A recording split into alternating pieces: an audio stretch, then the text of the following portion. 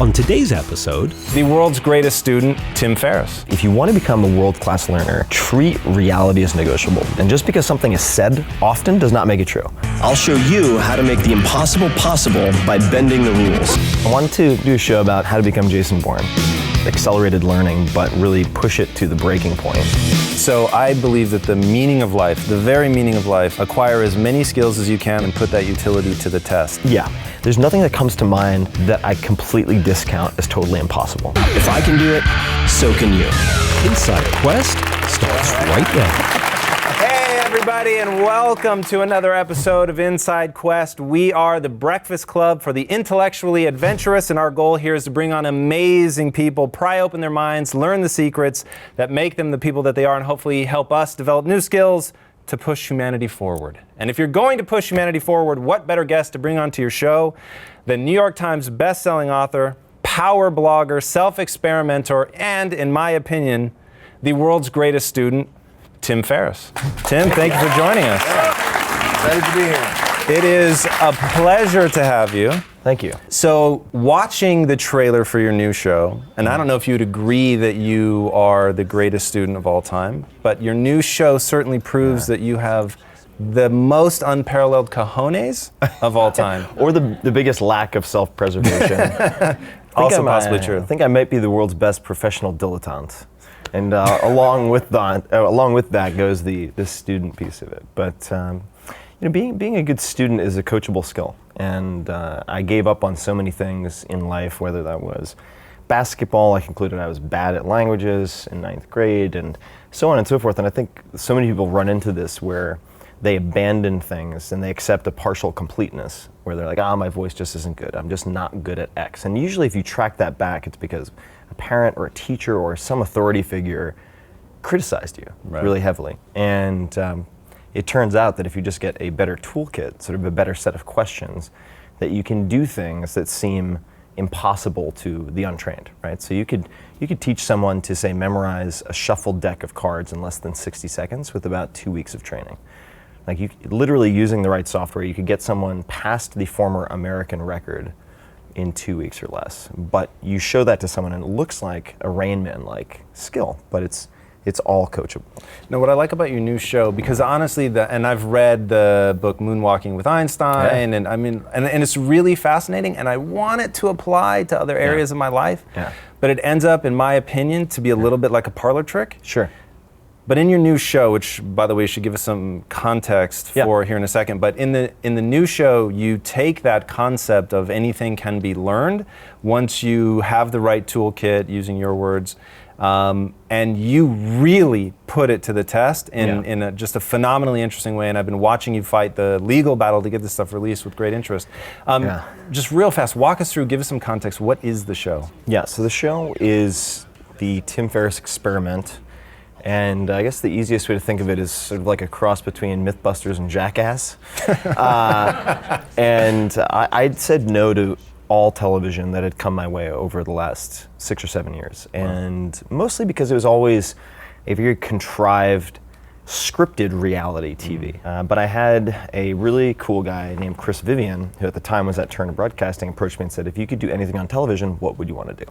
And I was like, well, I haven't been asked that before. And I said, well, selfishly, I would like to make a show maybe that is about how to become Jason Bourne, because I have this obsession with the Bourne identity. I watched it about 500 times, not exaggerating, while writing the 4-hour work week. So I'd put movies on and mute them in the background because I write late at night and I don't want to feel isolated. So Matt Damon was like my partner in crime, co-writer of the 4-hour work week in spirit. And so I wanted to potentially do a show about how to become Jason Bourne. And then I was like, or I could do a show about accelerated learning, but really make it an action movie where I push it to the breaking point.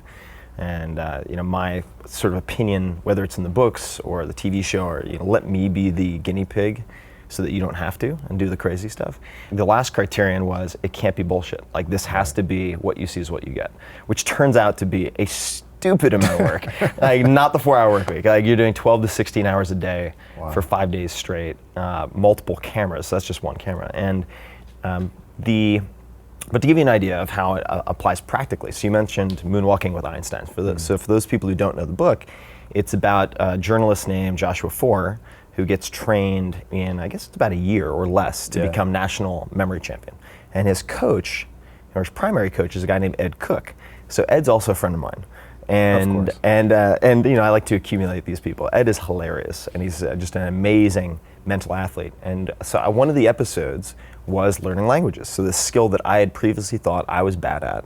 I had quit Spanish class in I guess it was 10th grade, and I had 3 to 4 days to try to learn Tagalog, Filipino, from scratch, well enough to go on TV like this and have a live interview in Tagalog. Don't recommend that if you want to avoid nervous breakdowns, but we were able to kind of demonstrate what someone who is previously bad at languages can do with the right set of tools. And so Ed was one of the coaches and gave me some memory techniques that are absolutely applicable in regular life. So it's definitely about kind of news you can use. But what I've seen in, say, like the 4-Hour Body is people just accept, like, wow, my mom and dad are fat, this is the blah, blah, blah. I'm always going to be this way. And the genetics, most genetic limitations are nothing of the sort. And you can really kind of renegotiate that stuff. Right. You've got an awesome quote about that. Except for the laws of nature, everything in reality is negotiable. Yeah. And I love the way you say everything in reality. So it gets to the heart of the fact that reality is a construct, right? So once you start conceptualizing of the brain as this organ trapped in total darkness, because people think, what do you mean trapped in total darkness? You've got eyes, you see eyes, but the light never makes its way to the brain, right? You get an electrical impulse that makes its way to the brain, then the brain reconstructs this world, and hey, it's a pretty consistent reconstruction. I can navigate my way around without smashing into too many coffee tables. But at the end of the day, it's really a representation. And once I think people understand that it is a construct, now you fall into the movie I've seen, maybe not 500 times, but a lot, The Matrix. And once you realize that reality is a construct, you can manipulate the rules and you can do things that other people can't. And that, for me, is the reason that I wanted to do the show was people look at you and they think, okay, well that's okay for Tim Ferriss, right? He's this sort of uber freak, and I've seen the attacks that people launch on you, by the way, for like when you added the muscle, and people are like, yeah, well, he was a wrestler in high school, so he had the musculature there, which is dormant. All that stuff, all to just explain you away, rather than like what we try to do here at Quest, which is, tell me more. How did you manage that? Because if even some small percentage of that is doable, I want to be on board with that. So once you understand that you can bend the world to some extent to your will, a lot of really new and interesting things become possible. And that's what's really captured my imagination about your show. If you guys haven't seen the trailer, just go watch the trailer. It's like 6.5 minutes. It was amazing from beginning to end. Literally, you're doing like the House of Cards style, right? It all launches right at once. The whole season is available at once right now. And then there's as much bonus footage if you get the season pass on iTunes, the Tim Ferriss Experiment. And I'll just give it out. People can check it out at itunes.com/Tim Ferriss with 2 R's and 2 S's. But you hit the nail on the head in so much as you're the average of the 5 people you associate with most. That's like a basic tenet of my life and Silicon Valley where I live. And my other career, and we don't have to get too deep into this, but is investing in early stage startups. And I've been very successvel in that. And it's more my financial career than the book. Do me a favor and just throw out some of the things you've invested in. It's absurd.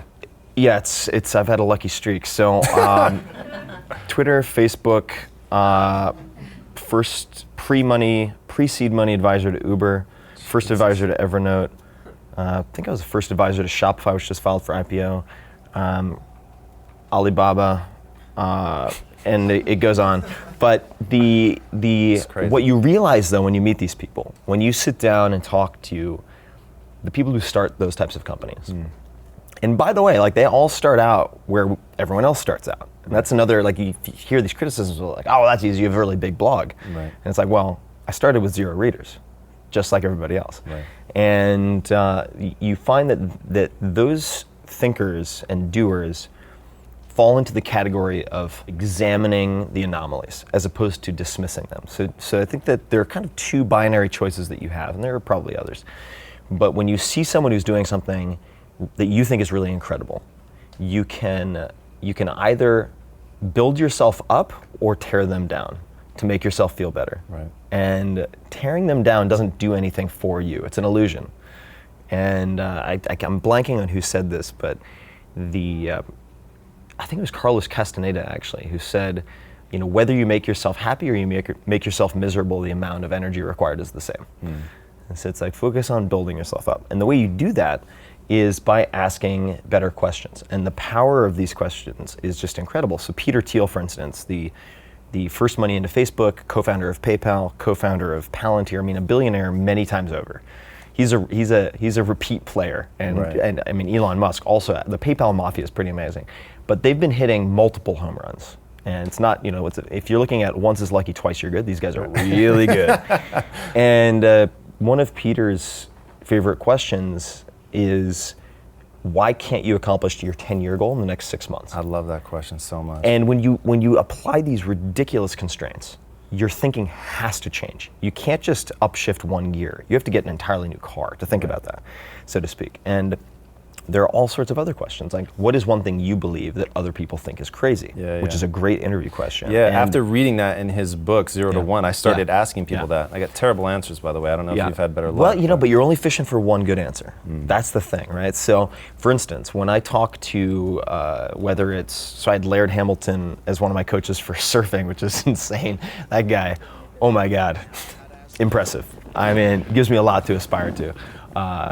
And the undisputed king of big wave surfing, really phenomenal. Or Marcelo Garcia, right? 10-time world champion in Brazilian Jiu-Jitsu. He's considered the Michael Jordan plus Wayne Gretzky plus Mike Tyson of the sport. He was one of the teachers on the TV show. And these guys just do not accept the shoulds and the musts at all. So you want to look for the odd behaviors that produce good results and that can be replicated. So for instance, if you want to become a world-class learner, treat reality as negotiable, because ultimately what we have to do, what we should do, are usually a very fragile collection of just socially reinforced beliefs. And just because something is said often does not make it true. Like, it takes a lifetime to learn a language. Complete nonsense. Adults can learn languages 5 to 10 times faster than children, period. Kids just don't have jobs and mortgages. It's like, that's it. But neurologically, very, very easy. I'll give you another quick example, because people are like, oh, well, 10,000 hours this, 10,000 hours that, which is a theory, guys, by the way, not a rule.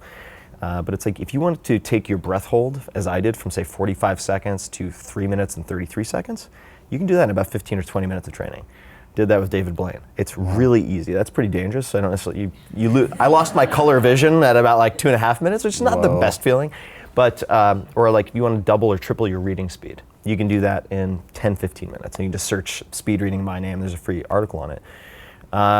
So what I love to do more than anything else is to demonstrate very quickly for someone why something cool that they think is impossible is not only possible, but possible in 15 to 20 minutes, and they go, whoa, and you look at their brain kind of digest what just happened, and I'm like, okay, so if that impossible is possible, what are the other impossibles in your life that you haven't tested, right? That, for me, is just ultimate fun. Still ahead on Inside Quest. I am stumbling all the time, but because I try to train myself to view it like a scientist would, which is, there's no failed experiment, there's only feedback. Inside Quest continues right now.